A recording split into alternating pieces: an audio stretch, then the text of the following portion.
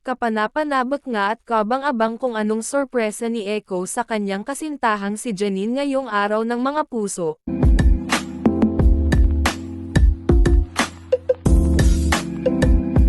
Sa isang panayam kahapon, ibinahagi ni Jericho ang kanyang plano ngayong araw ng mga puso. Ayon sa kanya, babawi siya ngayong Valentine's Day sa kasintahan niyang si Janine.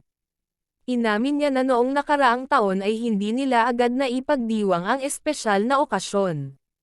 Sobrang naging abala raw siya noon sa pagpopromote ng kanyang pelikula.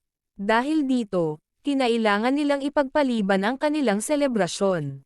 Sinabi ni Jericho na nais niyang gawing mas makahulugan ang pagdiriwang ngayong taon. Plano niyang maglaan ng sapat na oras para kay Janine. Gusto rin niyang ipakita kung gaano niya ito pinahahalagahan. Naniniwala siya na mahalaga ang pagbibigay oras sa taong mahal mo. Sa huli, umaasa si Jericho na magiging masaya at espesyal ang kanilang Valentine's Day.